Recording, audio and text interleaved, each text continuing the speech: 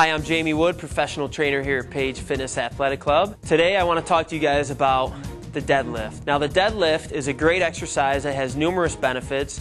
It can help improve your hip mobility and also will strengthen your back, your legs, and your core. When the deadlift is used correctly, it's the most functional exercise you can do.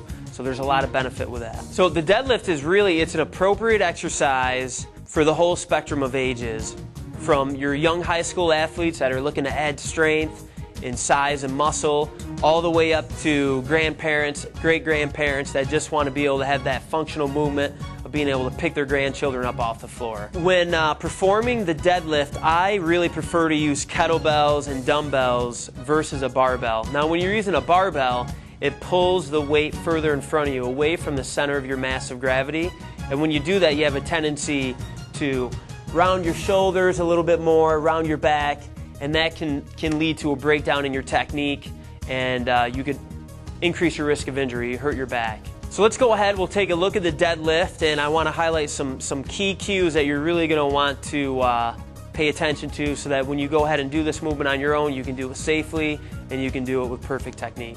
To get proper setup for a deadlift, if we're using kettlebells, I'm going to use 2 at a time, but you can start with 1 kettlebell or 1 dumbbell flat on its side. What you're going to want to do is you're going to want to straddle the kettlebells. Now, I have the kettlebells placed towards the back of my heels, all right? That's going to ensure that I keep the weight in a straight vertical pull that's close to my center of gravity versus having them further away from my body. So all you're going to do is bend the knees, toes are slightly out, 1 and 11 o'clock. You're going to hinge right at the hip. I'm going to grab my kettlebells here, and the first thing I'm going to do, I want to dig through my heels, almost like if you're on a wet sandy beach, you want to try to leave like a imprint on the beach. So dig through your heels, push through the heels, going to hinge right at the hips, and all I'm going to do is stand right up. I'm going to keep my stomach nice and tight, set it right back down on the floor towards my heels, and lift right up. And one more time, brace my abs, hinge at the hip, squeeze your glutes as you rise, and that right there is a good, safe kettlebell deadlift. From the side view, really pay attention to keeping a flat back.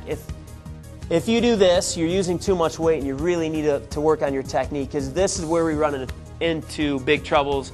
It's where you can hurt your back, hurt your neck. So just make sure you got a good flat back, and we're going to hinge and right up we go.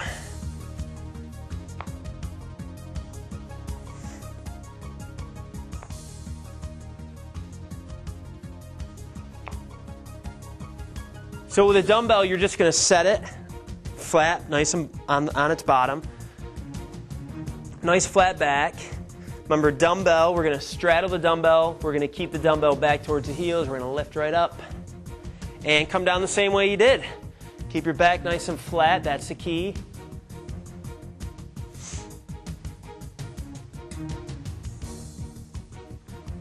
So one great modification you can use if you're having trouble with mobility and flexibility, you can't get down to the floor, simply grab a box. I just have a regular aerobic step, and you can start here if you need to. Some clients have to start from the chair, but as your mobility improves, as your flexibility improves, you'll be able to bring it lower and lower towards the floor. So with this, what you're going to want to do is try to keep it as close as possible. It would be even better to straddle the bench. That's a much better option. And just follow all the cues, all the rules here.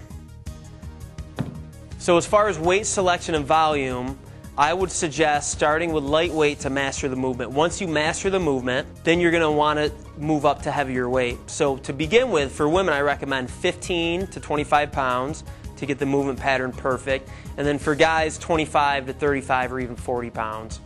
So once you've mastered the movement, go to heavier weight. You're going to want to pick a weight that you can do with perfect form, 5 to 8 repetitions, 3 sets. I'm Jamie Wood. Thank you for watching Fitness Watch.